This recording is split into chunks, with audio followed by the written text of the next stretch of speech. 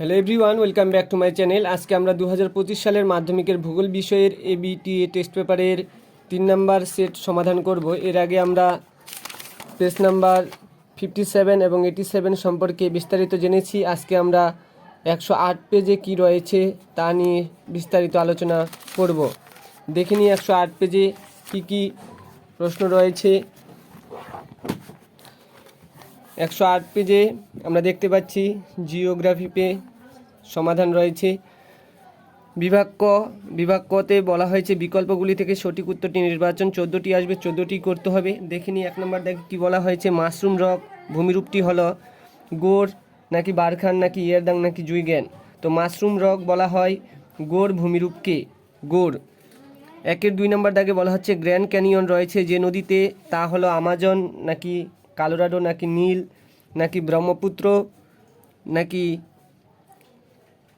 হ্যাঁ, তো 4টি অপশনের মধ্যে সঠিক উত্তর হচ্ছে কলোরাডো নদী।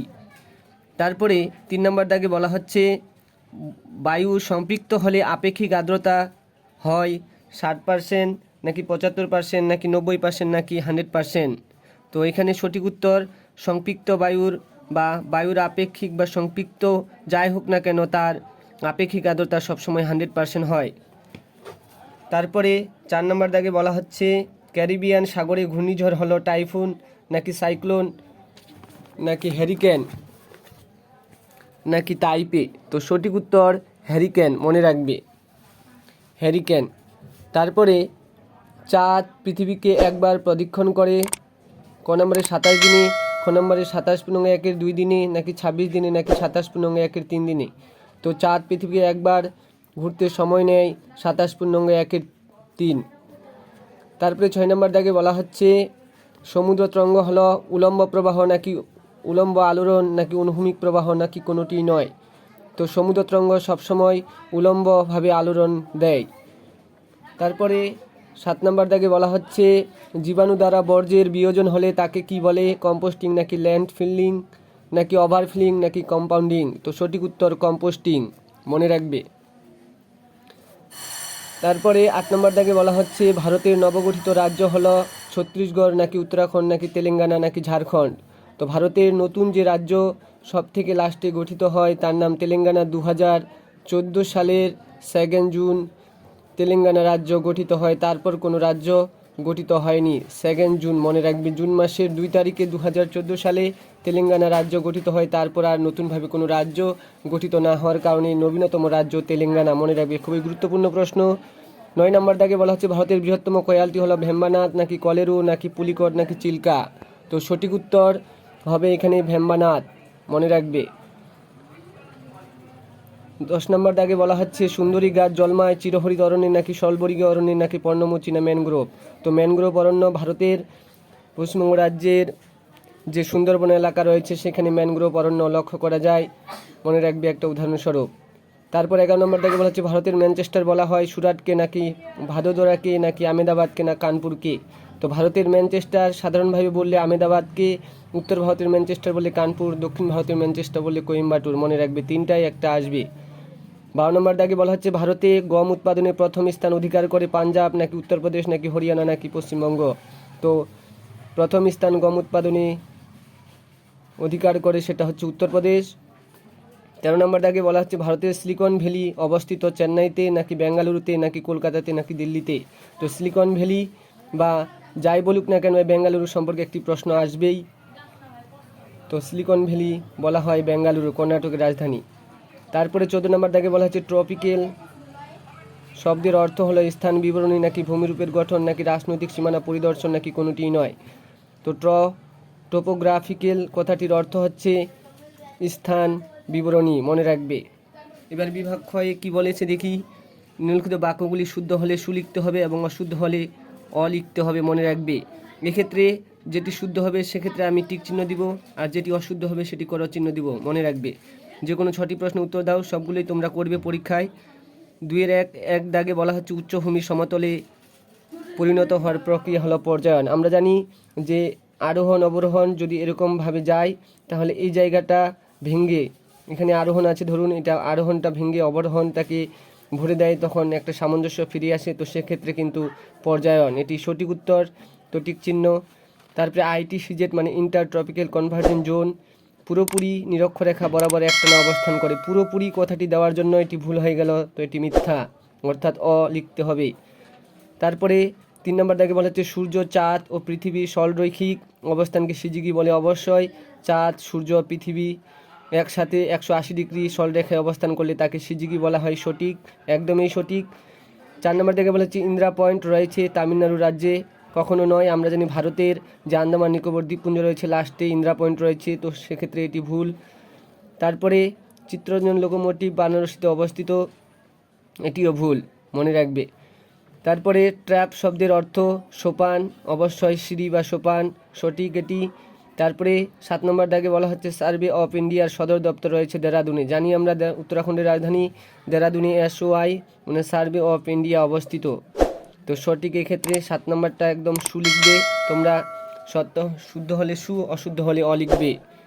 তারপরে উপযুক্ত শব্দ বসিয়ে শূন্যস্থান পূরণ করো, যে কোনো 6টি প্রশ্নের উত্তর দাও, সবগুলোই করবে তোমরা। 2-1 দাগে বলা হচ্ছে পৃথিবীর বৃহত্তম মরুভূমিটি ড্যাশ মহাদেশে অবস্থিত, তো আফ্রিকা মহাদেশ হবে, আফ্রিকা মনে রাখবে। তারপরে 2 নম্বর দাগে বলা হচ্ছে সমুদ্রপৃষ্ঠে বায়ুর গড় চাপ 1013.25 মিলিবার। তোমাদের সুবিধার্থে এখানে লিখে দিয়েছি, দেখো 1013.25, আগেরটি আফ্রিকা। তারপরে 3 নম্বর দাগে দুটি জোয়ারের ব্যবধান হলো 12 ঘন্টা 26 মিনিট, 12 ঘন্টা 26 মিনিট মনে রাখবে। তারপরে প্রত্যেক বছর ড্যাশ তারিখে বিশ্ব পরিবেশ দিবস পালিত হয়, তো 5ই জুন মনে রাখবে, 5ই জুন, 5ই জুন। তারপর দুটি গেল। 5 নম্বর দাগে বলা হচ্ছে প্রধানত ড্যাশকে ভিত্তি করে 1955 সালের 1 নভেম্বর ভারতের রাজ্য পুনর্গঠন করা হয়, তো ভাষাকে মনে রাখবে, ভাষাকে ভিত্তি করে 1953 সালে কিন্তু লাগু হয়, তারপর 55-তে আবার সেটাকে পুনর্গঠন করা হয়, আর 56-তে কার্যকরী হয়। তো ভাষা রাজ্য গঠনের মূল ভিত্তি হলো ভাষা। তো দেখতে পাচ্ছ এখানে যে 5ই জুন আর ভাষাকে ভিত্তি করে রাজ্য পুনর্গঠন হয়। তারপরে 6 নম্বর দাগে বলা হচ্ছে ভারতের প্রথম মেট্রো রেল চলে ড্যাশ রাজ্যে, তো পশ্চিমবঙ্গ রাজ্যে। তারপর 7 নম্বর দাগে বলা হচ্ছে বিশুদ্ধ কাঁচামালের পণ্য সূচক বা MI অর্থাৎ ম্যাটেরিয়াল ইন্ডেক্স, MIও আসতে পারে, তোমরা MI মানে ম্যাটেরিয়াল ইন্ডেক্স, যার বাংলা মানে হচ্ছে পণ্য সূচক, তো সব সময় এক হয়, ওয়েগনারের তত্ত্বে আমরা পেয়েছিলাম। তো তোমরা অবশ্যই স্ক্রিনশট করে নেবে। দেখতে পাচ্ছ সুন্দর করে শূন্যস্থানগুলো পরপর নাম্বারিং করে তোমাদের উত্তর করে দেওয়া হয়েছে। ক্লাসটি ভালো লাগলে বন্ধুদের মাঝে বেশি বেশি করে শেয়ার করে দেবে, এবং ফারুক স্টাডি চ্যানেলে নতুন সদস্য হয়ে থাকলে অবশ্যই সাবস্ক্রাইব করে পাশে থাকবে এরকম ভালো ভালো ভিডিও এবং সঠিক উত্তর সমাধানের জন্য ফারুক স্টাডি চ্যানেলটিকে সাবস্ক্রাইব করে রাখবেন। তারপরে এবার এক কথায় আমরা চলে যাব, কি বলা হচ্ছে যে একটি বা দুটি শব্দ উত্তর দাও, যে কোনো 6টি। 2-3-1 দাগে বলা হচ্ছে ভারতের উচ্চতম জলপ্রপাত কোনটি, তো অ্যাঞ্জেল জলপ্রপাত মনে রাখবে, অ্যাঞ্জেল জলপ্রপাত। তারপরে 2 নম্বর দাগে বলা হচ্ছে হাইট শব্দের অর্থ কী, তো বৃষ্টি বা বৃষ্টিপাত মনে রাখবে। 3 দাগে বলা হচ্ছে একই স্থানে দিনে কতবার জোয়ার ও কতবার ভাটা হয়, তো 2বার মনে রাখবে। বর্জ্য পদার্থ কাকে বলে, বর্জ্য পদার্থ দেখতে পাচ্ছ তোমরা, প্রথমটা উত্তর অ্যাঞ্জেল জলপ্রপাত, বৃষ্টি 2বার। বর্জ্য পদার্থ তোমরা লিখবে যে সমস্ত বর্জ্য পরিবেশ থেকে আসা মানুষের ব্যবহারের অযোগ্য, অর্থাৎ পরিবেশে যার কোনো মূল্য নেই ও পরিবেশ দূষণ ঘটায় তাকে বর্জ্য পদার্থ বলে। যেমন শাকসবজি কাটার পর আমরা সেটাকে ফেলে দিই, সেটা কিন্তু বর্জ্যরূপে পচে যায়, তখন তাকে আবার নিষ্কাশন করে আমরা কম্পোস্টিং বলে থাকি, এবং কেঁচো দ্বারা ভার্মি কম্পোস্টিং। তো বর্জ্য পদার্থ যে সমস্ত বর্জ্য পরিবেশে ব্যবহারের পর অযোগ্য হয়ে ওঠে তাকে এক কথায় বর্জ্য বলে। উদাহরণস্বরূপ যে কোনো একটা শাকসবজির খোসা বা খড়টর যা লিখে দিবে একটা উদাহরণস্বরূপ। তারপরে আসামে কালবৈশাখীর নাম কি, তো আসামে যে কালবৈশাখী দেখা যায় তাকে বরদেশিলা বলা হয়, মনে রাখবে।